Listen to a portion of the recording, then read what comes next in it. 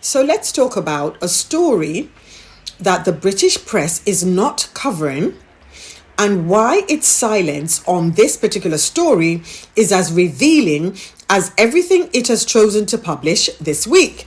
So there's a guy, never heard of him till I saw him on somebody's timeline recently.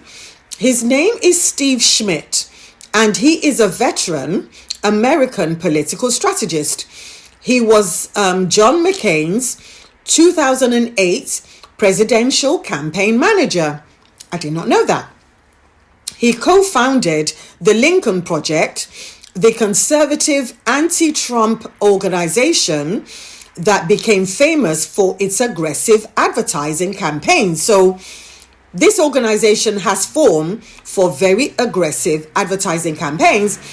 Please hold on to that because of what he revealed later on. He knows how to run attack campaigns. He knows how to make them land. And he has gone on the Daily Beast podcast to issue a direct and specific threat to King Charles. And he's made the threat ahead of King Charles's visit to Washington in late April. And his message is unambiguous. It's very direct. He says that if the king comes to America in 2026 and that visit functions as a celebration of number 47, especially at a moment of existential crisis for American democracy, Schmidt says that he will initiate an advertising campaign against His Majesty that will boggle the English mind and shock the British conscience. That, to me, I would think is a lot more newsworthy than the nonsense that they've been peddling about the Sussexes. Or maybe this is the reason they keep attacking the Sussexes, because who's going to have the guts to report this in the British press? This should have been front and center headlines. Instead, it isn't. Instead, we have some random who claims he met the late Queen 40 times talk about she's been caused distress. But I'm going to address that later anyway. But let's hold on to that. So this guy, Stephen Schmidt, is going to run some interesting advertising campaigns against the visit of the King of England. And he says, and this is what he says it with his own mouth, because I screen grabbed it and transcribed it. He said, and I'm going to read this. He says images are going to be projected onto buildings in New York. He says the campaign will be no holds barred. He specifically mentions the king's relationship with his brother. He also mentions an absorbent product that women use during their monthlies. He also specifically mentioned a tampon. Yes. He says that the whole advertising campaign will be mortifying for the entire British government. He says it will be an attack campaign that would not be permitted in England. But you know what else is not permitted in England? Writing about this in mainstream papers. Yes. And you know why? Invisible contract. Now, I believe that the last point of it not being permitted in England, I believe that point is worth sitting with, because Schmidt is explicitly noting that the British legal architecture around the monarchy, around libel laws, the deference conventions, the institutional protections have kept the Andrew story suppressed in the British media for 15 years. But the same story was running freely in American and European media. And all that deference, all that legal libel laws, etc., all that does not apply in America. And I believe it's another reason the British press is very much against the Sussexes, because America has its woes, and God knows those woes are being inflicted on the rest of the world right now. But America is also all about freedom of speech. The First Amendment, I believe, I could be wrong, I'm not a legal professional here. But as I said, in America, the First Amendment protects political speech, including speech about visiting foreign heads of state. And the tools the palaces use in the UK to manage its coverage do not apply in America. Whew. So let's now look at what the British press has decided to cover instead, because I would have thought this story should be leading front and centre. The tabloids are running stories about whether the Sussexes are going to be booed in Australia. They are publishing predictions about the Australian trip being rougher this time round, right, rather than the welcome that they received the first time round. And of course, all this nonsense is being sourced to Tom Bower, who admits he uses trolls as his sources, and who, in a video I did yesterday, Tom Sykes kind of revealed that he uses ex-employees, disgruntled employees of Netflix, as well as employees so junior that they have no clue about what's happening at board level, at C-suite level. And yes, I know that bit of news has been generating clicks and engagement, etc. But what's new? I think it's got to the point where it's like white noise, background noise, and nobody really cares. You've accused the Sussexes of everything. You've called them every name but the child of God. Who cares? But this, the fact that someone in America, someone who runs the hardest hitting political campaigns, is saying he will run a campaign against the king. Whoa. Unbelievable. So yeah, let's see if it's going to happen. But the threat in itself, I believe, is significant enough. I also believe that the British press can, obviously, they can't report aggressively on the King/Epstein connection, because the same institutions that Stephen Schmidt identifies as unavailable to him in England, they operate in a way to stop all coverage about something like that in the UK.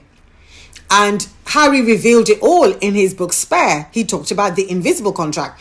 And we've seen it recently where a journalist writes an article, and within an hour, half an hour, that article is taken down if the article is not seen as flattering, or if the article is even mildly critical of the other brother and the other girl. So yes, it's going to be an interesting time, because we know that Steve Schmidt, he is sharpening his advertising tools right now. So I just want him to be as creative as possible, because I learn a lot. I mean, for me, and I'm saying this for business reasons, as you know, I'm not saying, he should do anything against the king. I'm just saying that even from a business perspective, I'm interested to see what he will do. And what I'm going to do is maybe do a search for some of the campaigns that he's done in the past as examples of things he might do moving forward in the future. Because after all, you should always strive to improve your content, your position. So yes, that should be interesting. But anyway, let me know what you think in the comments, please. My name's Elizabeth. I'm the author of The Luxpreneur. And for more insights like these, please like, share, comment, and follow me. And to support my work in holding truth to power, as I've just done, Please buy me a coffee, make it a large one, please, at buymeacoffee.com/Elizabeth Solaru, or get a copy of my book, and I'm holding it to the camera, not upside down, Elizabeth. The Luxpreneur, from Amazon, Waterstones, and Barnes and Noble. All right, let's set the stage. You've got Steve Schmidt, not some random commentator, not a YouTube hot take merchant. No, this is a man who has spent decades inside the machine. He was the campaign manager for John McCain in 2008. He co-founded the Lincoln Project, a group that became famous, or infamous depending on who you ask, for brutally effective political attack ads. Translation: this man doesn't bluff. And now, he's aiming directly at King Charles III.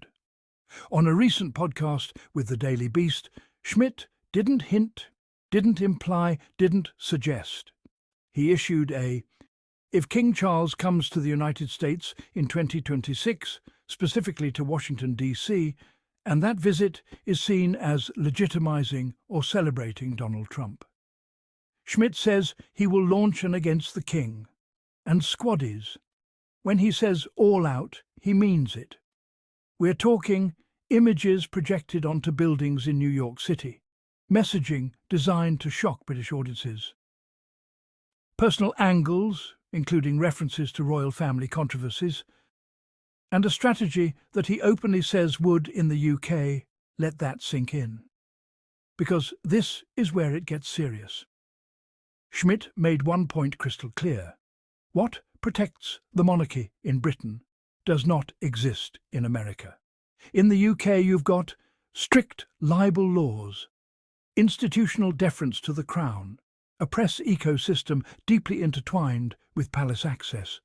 But in the United States, you've got which means you can criticize, you can attack, you can campaign loudly, visually, aggressively against public figure, including a visiting king. And the palace? They can't shut it down.